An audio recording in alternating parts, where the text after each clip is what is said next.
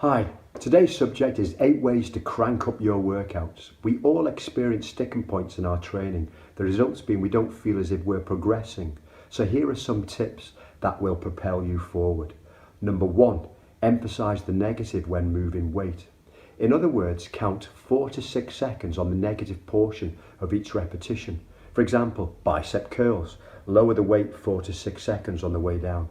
This works well on machine-based and barbell exercises, and it really makes bodyweight exercises far more challenging. Number 2, add in an isometric hold into your exercise, either at the end of a set or at 1 or 2 positions in the range of motion of each rep. Perform an isometric contraction. This is a type of contraction where you simply hold the weight and not move, yet the muscle is working hard. Do this for several seconds, motionless, before finishing the movement. This works great on shoulder raises, bicep curls and body squats. Word of warning though, be careful when you're performing the squats. Number 3, reinforce stricter form. I know that sounds obvious. Let's be honest here, who doesn't sometimes cheat and use momentum when lifting their weights? Instead, use very strict form to make the weight feel more challenging for yourself.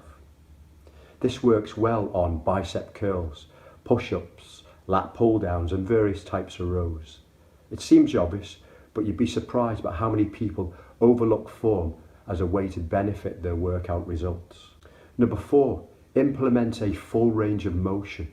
Oftentimes people get in the habit of shortening the range of motion to make the exercise a little bit easier for themselves. It's human nature to do this.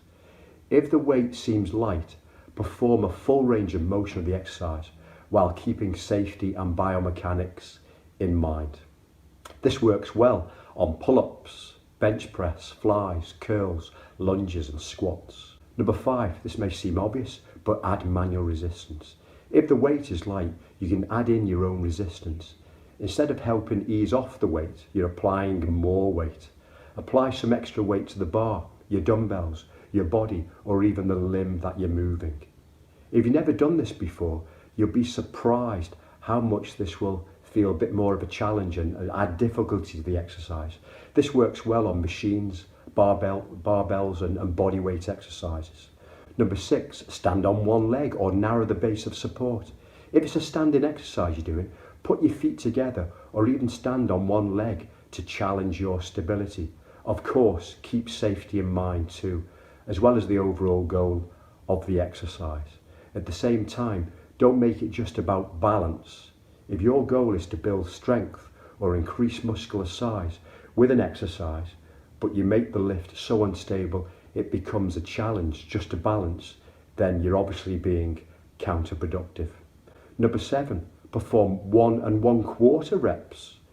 This technique works particularly well with exercises that have a longer range of motion, such as squats, leg presses, and bench presses.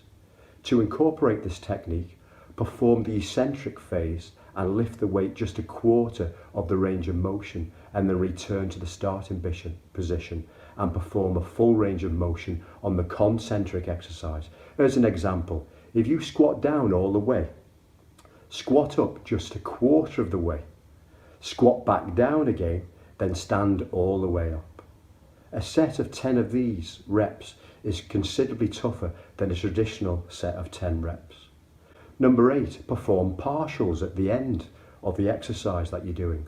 Once you have finished the normal set, perform partial reps during the part of the movement where you think you need improvement. For example, bench pressing. When you can't push out any more full repetitions, lower the bar from a straight arm position to just above halfway down. Warning though, have a spotter to help you just in case you start to get a bit enthusiastic. You can even vary this range of motion just a little by moving your hands to a slightly different position with each set. This way you can keep your muscles guessing what's going to happen next.